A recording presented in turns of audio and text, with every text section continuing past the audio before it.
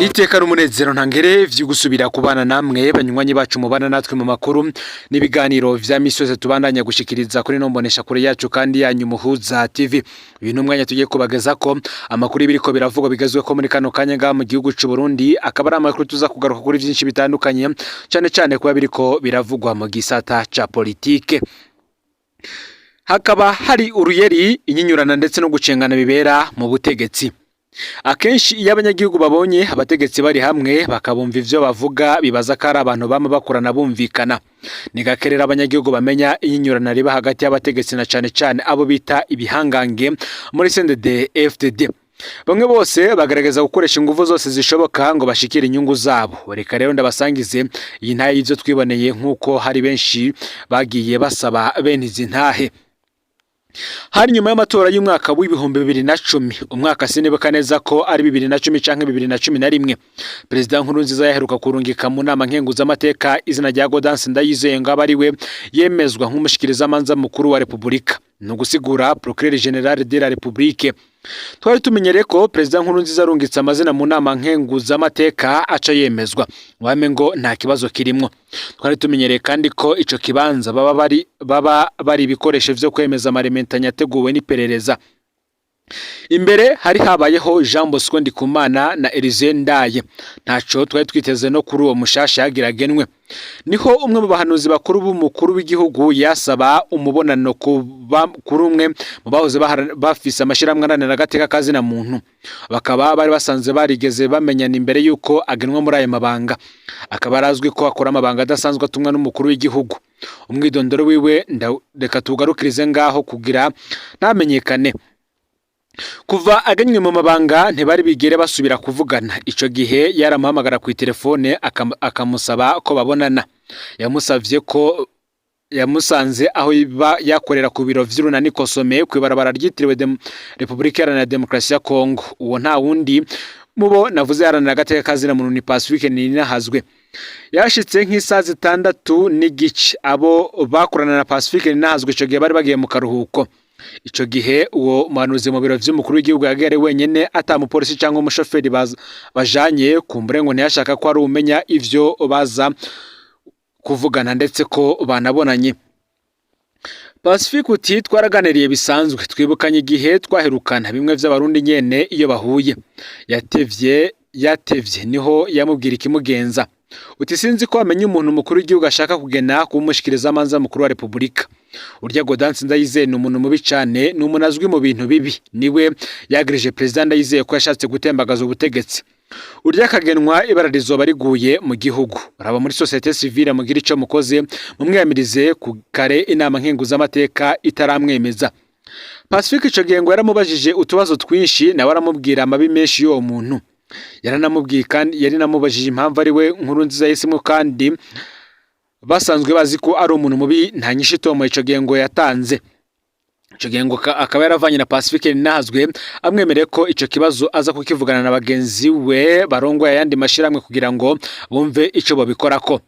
Ngariko ko ari ukumwikura. Pacifique uti narumva aho hantu ko hariho ikitumvikana ngo ubundi uwo muntu nari ndamuzi nk'umuntu wa Nkurunziza atokubakwa kumugwanya. Izina ryiwe akaba ari fisiyo madosiye ateye ubwoba.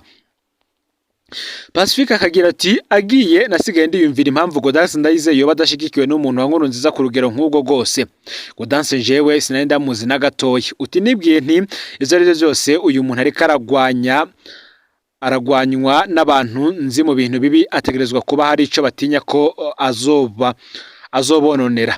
Nti tweho turamenyereye ko Procureur General de la République aza kutugwanya nimba azocagwanya nabo bandi najeho. Gicananiye gutahura ico ni impamvu Nkurunziza atanze izina mu nama nkenguzamateka agaca amurungikira umuntu wiwe ngo amusabe kumugwanya.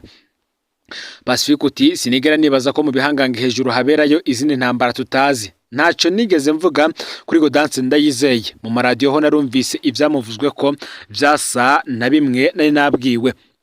Ntivyatevye rero inama nkenguzamateka yaranse kwemeza izina rya Gaudence Ndayizeye. Vyari bigoye kubitahura ingene inama nkenguzamateka yari isigaye yiganzwe na CNDD-FDD yanse kwemeza izina rirungikiwe n'umukuru w'igihugu. Mu nyuma hahavuye harungikwa izina rya Valentin Bagorikunda we aremezwa.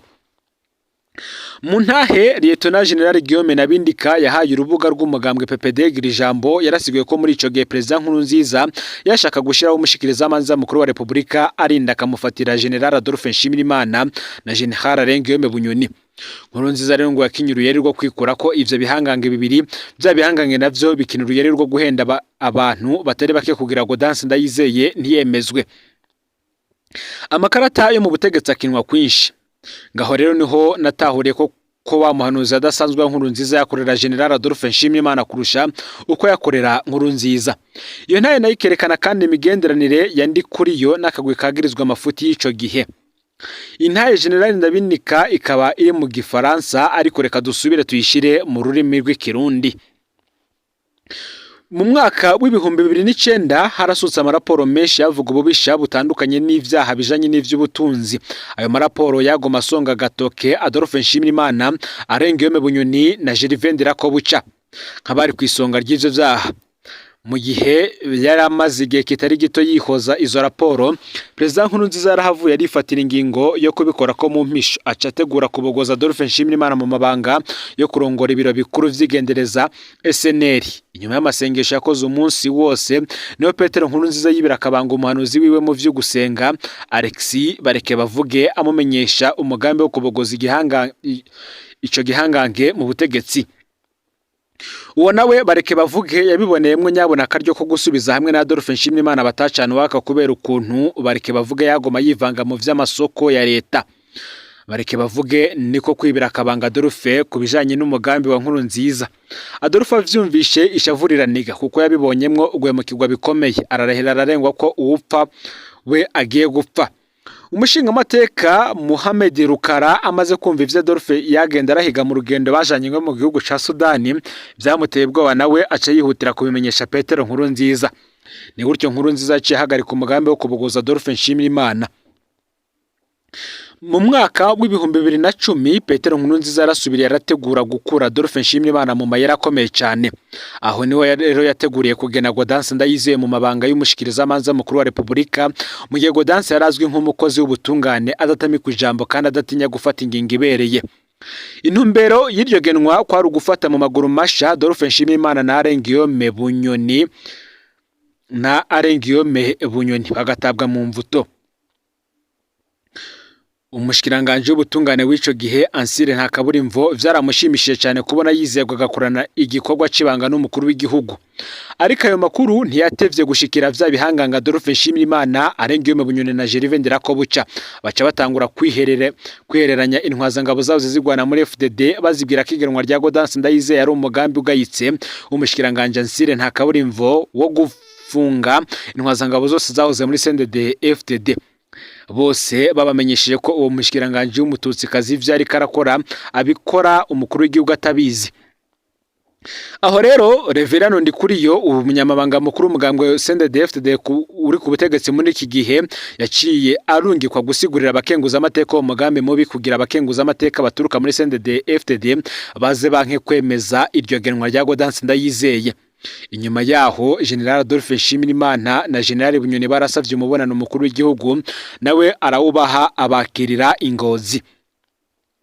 Barahejeje rero baramwereka ko ariko afata inzira inyerera ishobora kumushikana habi, nawe bishura ko umugambi mubi w'umushikiranganje w'ubutungane atawe yarazi aca nabemerera ko agiye kuhagarika. Ariko inyuma y'uwo mubonano icuka cyagomye kimeze nabi kuko muri gitugutu umwaka w'ibihumbi 2011 Petero Nkurunziza yarateguye amasengesho ku kirimbi we i Bujumbura ayatumiramwo abafisi pete ya generali bose.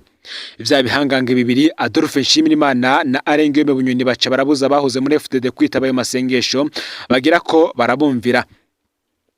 Aha rero Alexis Barekebavuge yari yasubiye gucudikana Adolphe Nshimirimana yihweje ivyo bintu abona birateye ubwoba. Niho yantura Petero Nkurunziza ko yotegura akaryo ko kwakira ivyo bihangange bibiri bakaganira. Haciye iminsi mikeya Petero Nkurunziza yahavuye abakira mu ngoro y'Igitega bakorana inama ndende kuva isaha 2 z'ijoro gushika isaha 8 z'ijoro. Inama arangiye bapfunditse ko atanga ingihambaye nimwe yosubira gufatwa ivyo bihangange bitayizi, ari nayo mpamvu General Bunyoni yategerezwa gucagenwa mu mabanga y'umuyobozi mwishikira mu biro vy'umukuru w'igihugu chef de cabinet civil du président kugira kurikirana ingingo zose. Ni gutyo rero Bunyoni yagenywe muri ayo mabanga adasanzwe. Amaze kuyageramwo, General Bunyoni ntiyakoze ivyo gukurikirana ingingo gusa, ahubwo niwe yaciye afata ibintu vyose mu minwe, ku buryo n'abarongoye umugambwe CNDD-FDD vyari bisigaye bibagora rwose gushikira umukuru w'igihugu. Igihe cose basavye umubonano kwa President Nkurunziza babishura ko boja kubonana na vya bihangange bibiri. Kubera kubura uko bagira, abarongoye umugambwe bahavuye bitura abandi ba generali bahoze bagwana muri FDD ngo babafashe guhindura ivyo bintu. Ako kamo kakerewe neza cyane kuko aba generali bahoze muri FDD nabo nyene ishavu ryaraniga baravya akagagazo ka vya bihangange bibiri. Tugeze mu mwaka w'ibihumbi 2014 ivy'ikiringo ca gatatu ca Nkurunziza nivyo bivugwa cyane mu gihugu cose. Benshi mu ntwazangabo niho bamenyesha Pascal Nyabenda ko batiteguriye kugwana n'abatemera ikiringo ca gatatu, kandi ko batorota bemera ko Nkurunziza asubira kurongora igihugu ari kumwe na kakagwe kiwe. Mu ncamake bagize bati niba hobaho kwihanganira na gato y'ikiringo ca gatatu, Nkurunziza azobanza kwerekana ko ivy'ukuri ashoboye kwihagarara ko akagera ico ahinduye mu kungene igihugu gitwawe, na cyane mu kwikura ko kakagwe ka Adolphe Nshimirimana na Arengiyome Bunyoni. Pascal Nyabenda yagiye kwemera ivyo bintu vyakomeye ari uko yiyumviye amajambo nkayo nyene mu kanwa k'umukuru w'ibiro vy'intwara miheto General Prime Niyongabo. Bigeze ngaho yaciye yubaka guhamagara umukuru w'igihugu. Muri Gitugutu umwaka w'ibihumbi 2014 nk'uko amakuru adushikira bivuga, niho hatangura imibonano hagati ya bamwe mu bajenerali bahoze bagwana muri CNDD-FDD. Bavugana ku bijanye n'ikiringo ca gatatu badashimika rwose ku vy'amategeko avuga, ahubwo baraba ingene bo kwikura ko amabi yegekwa ku bategetsi bose ba CNDD-FDD mu gihe yagiye arakogwa n'akagwi gato cyane ka vya bihangange twamaze kuvuga hano. Kwigenekerezo ya 20 Munyonyo umwaka w'ibihumbi 2014 niho imbere y'abaserukira inzego zitandukanye z'umutekano intwazangabo 13 zifise ipete rya general zavuze muri CNDD-FDD zashira umukono kwikete rigenewe General Nshimirimana na General Bunyoni. Igopi igahabwa umukuru w'igihugu Petero Nkurunziza. Iryo kete ryaravuga cyane bijanye n'inyifato n'ibikorwa bibi vyaranze kakagwe k'ibihangange bibiri kuva bakiri ku rugamba. Ingaruka mbi z'ivyo bakora ku banyagihugu rikarangiza rivuga ko icihutirwa ari ubukura mu mabanga ivyo bihangange. Iryo kete ryasomwe na General Etienne Ntakarutimana imbere General Adolphe Nshimirimana mu gihe General Bunyoni we yari yavyiketse acarondera icitwazo cyo kuja gusinyisha ikete ryihuta Ngozi aho umukuru w'igihugu yarari. Abashize umukono kuri iryo kete ni intwazangabo z'ipete rya generale. Iryo kete rwose ryarahagaritse bikomeye umutima bikomeye umukuru w'igihugu ku buryo yahavuye yemera ivyo yari karasabwa kwigenekerezo ya 28 Munyonyo umwaka w'ibihumbi 2014 imbere yo kwitaba inama y'abakuru b'ibihugu bivuga ururimi rw'igifaransa francophonie yabereye mu gihugu ca Senegal. Bucagenda yakoranije kakagwi ka Adolphe Nshimirimana na General Bunyoni baca bahuriza ku bintu bibiri bihambaye. Umukuru w'igihugu yategerezwa gushira mu ngiro icambere kubogoza ivyo bihangange bibiri, yongeye ko n'abayobozi bishikira bajejwe igisirikare n'igipolisi mu biro vy'umukuru w'igihugu no kuvuga Varisto Ndayishimiye na General Guillaume Nabindika kutitandukanya n'ivyo bihangange bibiri mu gihe amakosa bagirizwa bari bayasangiye n'umukuru w'igihugu wenyene ubwiwe. Ingingo zarafashwe, bamwe bariruhutsa abandi zibatera koba, abandi nabo bibaha gukekeranya. Hashindwe izibiri gusa wa mugwi w'intwazangabo 13 waciye usambuka. Wa mbere yavuye mu bandi agasubira kwiyegereza vya bihangange bibiri nindakugarika kuko yateye ubwoba ngo ariko yishinga abantu atavyaha bagira mu gihe we yari yuzuye amakosa menshi. Izindi ntwazangabo nazo zahavuye zemerwa amahera, abandi ibiti bikomeye, abandi batwagwa n'amacakubiri y'ivy'intara n'ibindi. Baca barahindura batangura gushigikira ikiringo ca gatatu iruhande ya Nshimirimana na Bunyoni. Intwazangabo z'ipete rya generali zimaze gushigikira ikiringo ca gatatu, abarongoye umugambwe CNDD-FDD bahavuye bagondozwa bafata iyo nzira nyene. Bamwe bati buryo ubutegetsi buberamwe ibintu vyinshi, biragira naho abari mu butegetsi barondera gukoresha societe civile mu nyungu zabo zitavuzwe, bigasaba bamwe bose kwama barikanuye. Uti ibiriko biraba mu butegetsi bwa Ndayishimiye rero birafise imizi mu vyabaye ico gihe mu kiringo ca gatatu ca Nkurunziza. Ubutegetsi bwari bugabuyemwo abamushigikiye ndetse n'abandi batari bamushigikiye. akaba n'abandi biyorebeka cyane bamwereka ko bamushigikiye ariko bamugwaniriza indani ico bita muchezo wa ndani.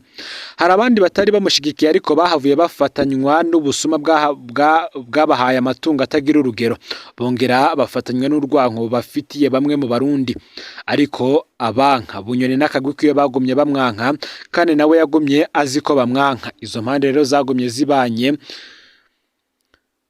Murantungi, izo mpande rero zagumye zibanye gutyo zankana ariko zikorana. Ndayishimiye afashe ubutegetsi nyuma y'urupfu Giturumbuka rwa Nkurunziza, ikibazo cyagumye kwa kundi ubutegetsi bwagumwe busangiwe n'abakeba bankana urunuka. Uyu munsi rero bikaba byarabandanije aho bivuga yuko President Ndayishimiye yigaruriye ingufu zose mu mugambwe ndetse no mu butegetsi ndetse n'ibindi byinshi cyane mu gihugu gushika naho kakagwi ka Nkurunziza kose agasambuye.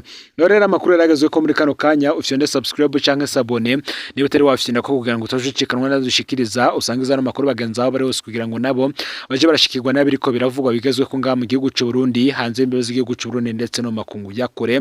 No Muhuza TV, Imana ibahezagire mu bikorwa byanyu vya misi yose muriko murakora.